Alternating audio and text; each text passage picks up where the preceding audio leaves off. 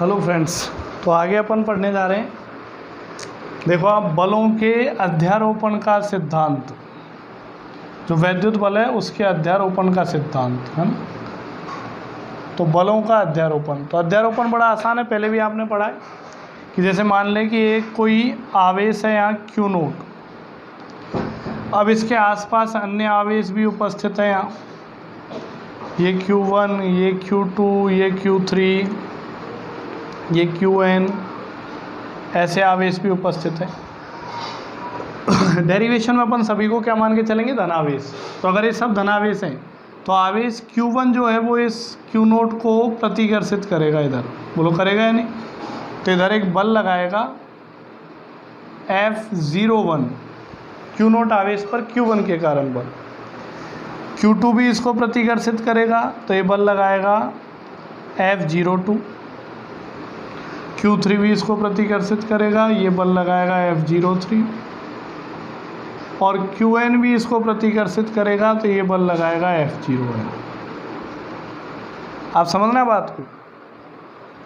आपके दिमाग में सवाल उठेगा कि ये Q1 Q नोट पे बल लगा रहा है, तो Q नोट Q1 पे लगाएगा। हाँ लगाएगा, अभी भी बताया दोनों बराबर और विपरीत दिशा के बल लगते हैं। लेकिन मैं क्या कह रहा हूँ कि इस आवेश पर लगने वाला बल ज्ञात करना केवल। तो इस आवेश पर कौन सा बल लग रहा है, हमें इस पे लगने वाला बल ज्ञात नहीं करना, इस आवेश पे लगने वाला बल। तो इस पे कौन सा बल लगेगा? ये प्रतिकर्षित करेगा, ये और ये। तो अध्यारोपण का सिद्धांत क्या कहता है कि किसी एक आवेश पर उसके आसपास स्थित आवेशों के समूह के द्वारा लगने वाला परिणामी वैद्युत बल इन सभी आवेशों द्वारा लगे अलग अलग बलों के सदिश बीजगणितीय योग के बराबर होता है। मतलब इस पर लगने वाला परिणामी वैद्युत बल F जो होगा वो ये जितने भी बल लग रहे हैं इन सभी बलों के सदिश बीजगणितीय योग के बराबर होगा। सदिश बीजगणितीय योग मतलब F01, F02, F03 plus ... F0n। हाँ, सदिश बीजगणितीय योग के बराबर होगा। बोलो होगा या नहीं? क्लियर है?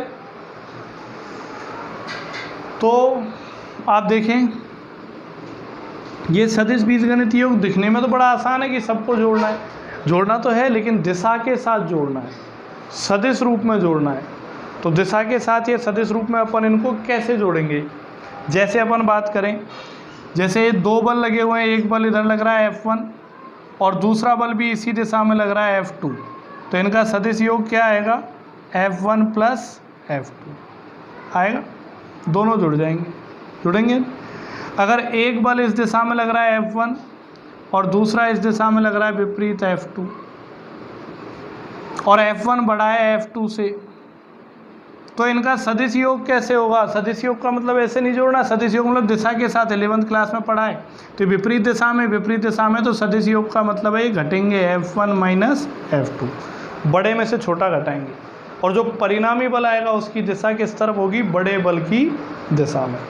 अगर मान लो कि ये दोनों बल जो हैं, एक F1 इस दिशा में लग रहा है और F2 जो है वो इस दिशा में लग रहा है, और इनके बीच का कोण है थीटा। अब बोलेंगे इन दोनों का सदिश योग करो, तो सदिश योग कैसे करेंगे बताओ? समांतर चतुर्भुज नियम से दो सदिशों का परिणामी R बराबर √ F1 square plus F2 square 2F1 F2 cos theta. समझ आए? अगर मान लो थीटा 90 हो, जैसे दोनों बल एक दूसरे के लंबवत लगे हों ऐसे, तो थीटा कितना हो गया? 90।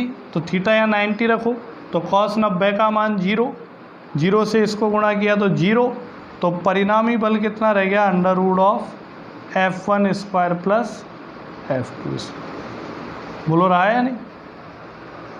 तो ये समांतर चतुर्भुज नियम से किया। तो ये आपने पढ़ा है सदिश योग कैसे करते हैं। समान दिशा में हो तो दोनों जोड़ते हैं, विपरीत दिशा में घटाते हैं, और इनके बीच में अगर कोई कोण थीटा है तो फिर क्या करेंगे? समांतर चतुर्भुज नियम से हल ज्ञात करेंगे।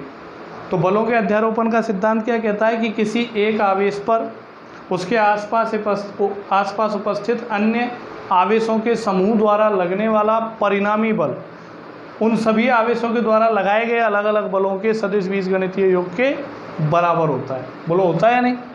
ठीक है, तो ये था बलों के अध्यारोपण का सिद्धांत। ठीक है, तो बलों के अध्यारोपण के सिद्धांत के बाद अगला टॉपिक आपके पास आता है वैद्युत बल वर्सेस गुरुत्वाकर्षण बल। मतलब वैद्युत बल और गुरुत्वाकर्षण बल में क्या अंतर है, क्या समानता है, वो देखते हैं। दोनों की कंपैरेटिव स्टडी कर रहे हैं, तुलनात्मक अध्ययन कर रहे हैं। तो देखो क्या है, पहली चीज, जो गुरुत्वाकर्षण बल है और वैद्युत बल है, दोनों व्युत्क्रम वर्ग के नियम का पालन करते हैं। व्युत्क्रम वर्ग के नियम का पालन करते हैं, मतलब वैद्युत बल भी दूरी के वर्ग के व्युत्क्रमानुपाती होता है और गुरुत्वाकर्षण बल भी दूरी के वर्ग के व्युत्क्रमानुपाती होता है। ये समानता हो, ठीक है, पहला पॉइंट। दूसरा क्या आता है आपके पास, गुरुत्वाकर्षण बल द्रव्यमान पे निर्भर करता है जबकि वैद्युत बल आवेश पर निर्भर करता है। तीसरा क्या आता है आपके पास, गुरुत्वाकर्षण बल केवल आकर्षण प्रकृति का होता है जबकि विद्युत बल जो होता है वो आकर्षण और प्रतिकर्षण दोनों प्रकृति का होता है। आकर्षण और प्रतिकर्षण दोनों प्रकृति का होता है, ठीक है। तीसरा, गुरुत्वाकर्षण बल की परास अधिक होती है। परास अधिक मतलब ये बहुत अधिक दूरी तक लग सकता है। जैसे पृथ्वी और सूर्य के मध्य गुरुत्वाकर्षण बल, तो उनके बीच की दूरी क्या है, बहुत अधिक है। जबकि जो वैद्युत बल है इसकी परास क्या होती है, कम होती है। मतलब जब दो आवेश एक दूसरे से अल्प दूरी पर स्थित होंगे तभी वैद्युत बल लगेगा। अब एक आवेश को आप बयाना रख दें, दूसरे आवेश को जयपुर रख दें, तो क्या उनके मध्य वैद्युत बल लगेगा? नहीं, ठीक है। तो इसकी परास कम होती है। तो ये कंपैरेटिव स्टडी हो गई अपने पास वैद्युत बल और गुरुत्वाकर्षण बल के लिए। प्रकृति में सबसे स्ट्रॉन्ग फोर्स, सबसे ज़्यादा शक्तिशाली बल कौन सा है? नाभिकीय बल। सबसे ज़्यादा शक्तिशाली बल कौन सा है? नाभिकीय बल, ठीक है। उसके बाद कौन सा आता है? विद्युत बल, और फिर कौन सा आता है? गुरुत्वाकर्षण बल। तो ये अपन ने पढ़ा वैद्युत बल और कूलॉम का नियम।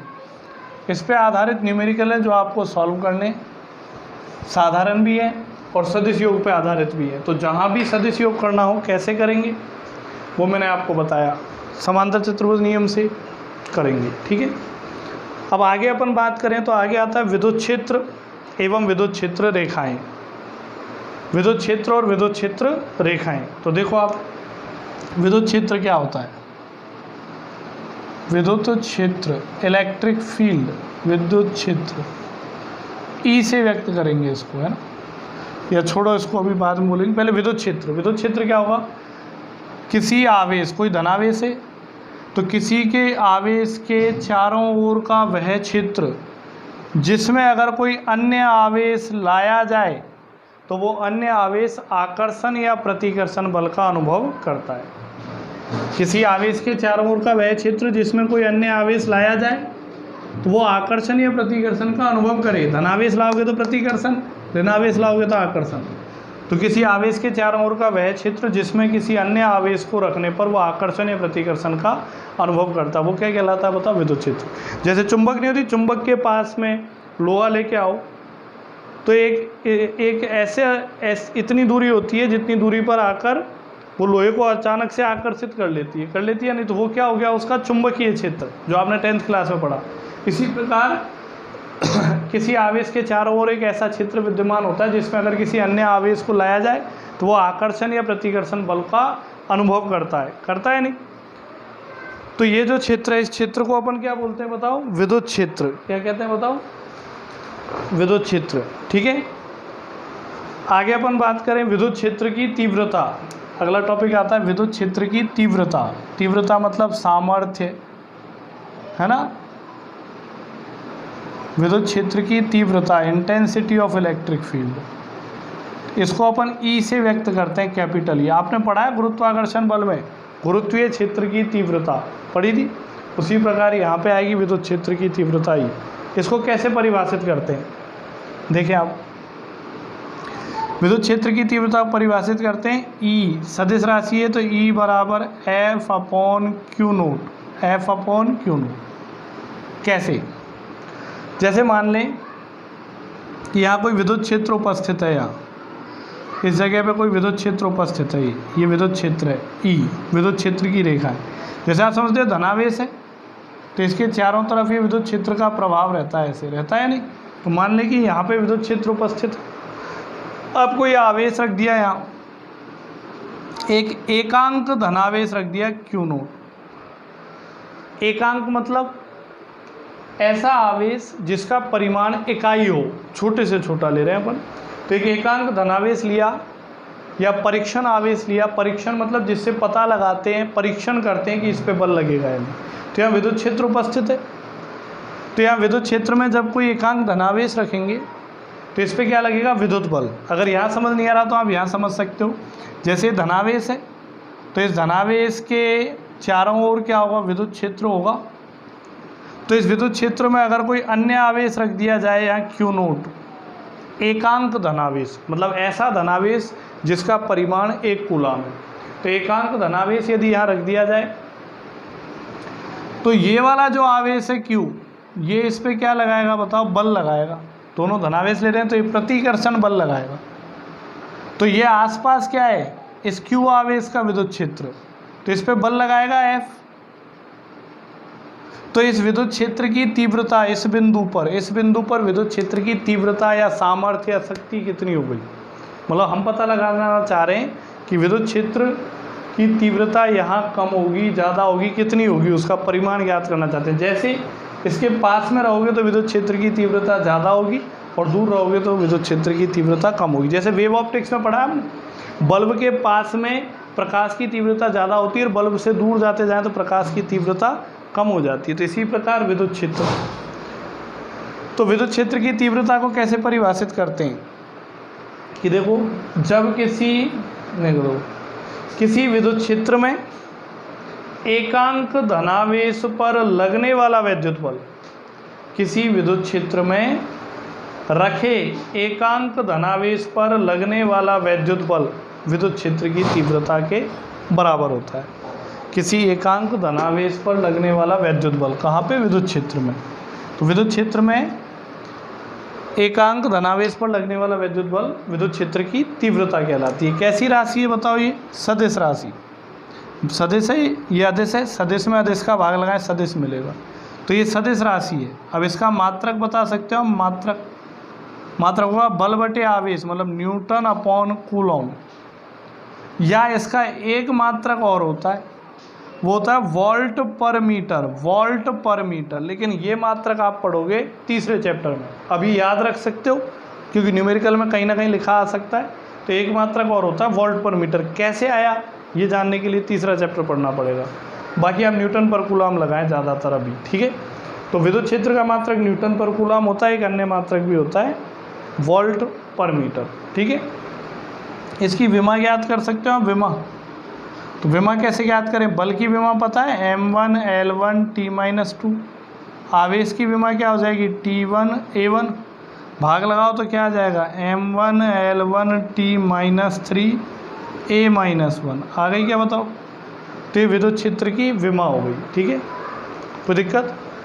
अब बात करते हैं विद्युत क्षेत्र की दिशा। तो विद्युत क्षेत्र की दिशा क्या होती है, हालांकि ये विद्युत क्षेत्र रेखाएं जब पढ़ाऊंगा तो उससे समझ में आ जाएगी, लेकिन फिर भी आपको ध्यान रखना है विद्युत क्षेत्र की दिशा जो होगी वो विद्युत बल की दिशा में होगी, या विद्युत बल की दिशा विद्युत क्षेत्र की दिशा में, पहले तो ऐसे याद कर सकते हैं। दूसरा, अगर यहाँ कोई धनावेश है तो धनावेश से विद्युत क्षेत्र की दिशा सदैव बाहर की ओर होती है, ऐसे बाहर की ओर, क्योंकि ये प्रतिकर्षित करता है।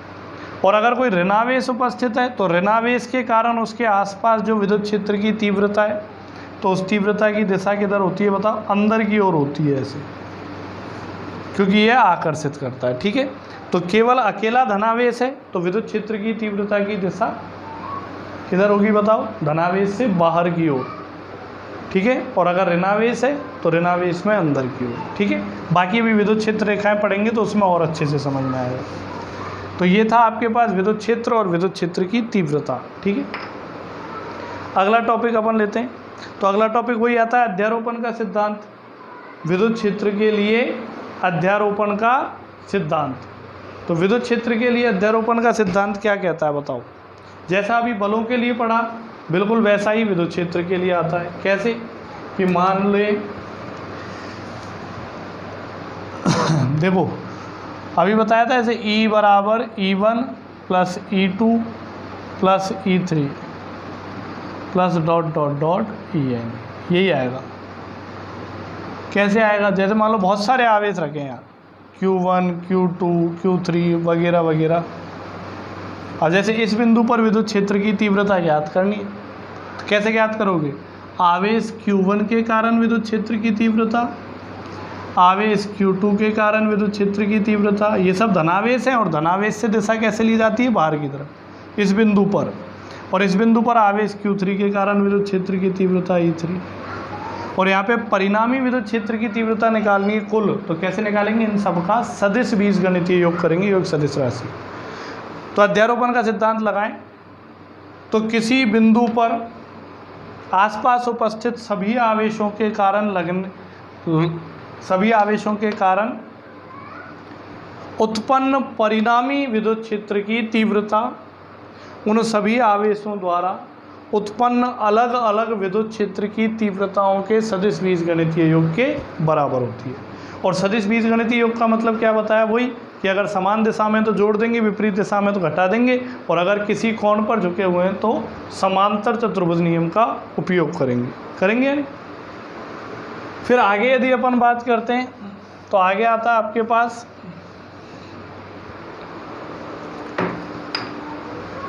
एकल आवेश के कारण विद्युत क्षेत्र। एकल आवेश के कारण विद्युत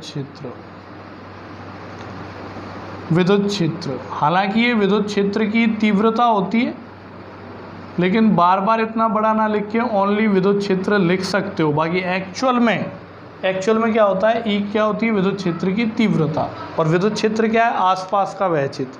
बाकी शॉर्ट में अपन विद्युत क्षेत्र लिख सकते हैं इसको, ठीक है। तो ये अपन ने लिखा। अब देखें आप आगे कैसे ज्ञात करेंगे एकल आवेश के कारण। कि मान ले यहाँ पे एक कोई आवेश उपस्थित है जिसको अपन ने Q से व्यक्त किया। अब ये धनावेश है, तो मान ले इससे R दूरी पर एक कोई बिंदु उपस्थित है, यहाँ इस बिंदु का नाम दे दिया P। अब ये धनावेश है तो धनावेश के कारण इसके आसपास क्या होगा, विद्युत क्षेत्र उत्पन्न होगा। तो उस विद्युत क्षेत्र की तीव्रता ज्ञात करनी है। कैसे करेंगे देखना। तो विद्युत क्षेत्र की तीव्रता ज्ञात करने के लिए हम यहाँ इस बिंदु P पर विद्युत क्षेत्र की तीव्रता ज्ञात करना चाह रहे हैं, तो इस बिंदु P पर एक परीक्षण आवेश रखेंगे। परीक्षण आवेश या एकल धनावेश या एकांक धनावेश या इकाई धनावेश रखेंगे। मतलब ऐसा आवेश रखेंगे जिसका परिमाण इकाई हो। एक कूलाम का एक Q0 आवेश रख दिया, इसको परीक्षण आवेश कहते हैं। परीक्षण करना, पता लगाना कि यहाँ पे कितना बल लगेगा, कितनी विद्युत क्षेत्र की तीव्रता होगी, ठीक है। तो अगर यहाँ पे अपन एक धनावेश रख देते हैं Q0, तो बताओ इस आवेश के कारण इस पर क्या लगेगा, प्रतिकर्षण बल। दोनों धनावेश, तो ये वाला इसको क्या करेगा, प्रतिकर्षित, ठीक है। हम इस पे बल ज्ञात कर रहे हैं, इस पे नहीं, मैं बोल रहा हूँ Q0 पर बल कितना लगेगा, तो ये इसको प्रतिकर्षित। तो कितना बल लगेगा कूलाम के नियम से, तो F बराबर फॉर्मूला क्या होता है, K Q1 Q2 upon R square. तो K Q0 upon R square, हुआ है। अब देखो Q0 जो है इसको ले आओ भाग में, तो F बटे Q0 बराबर KQ अपॉन R स्क्वायर। और F बटे Q0 को क्या बोलते हैं, E।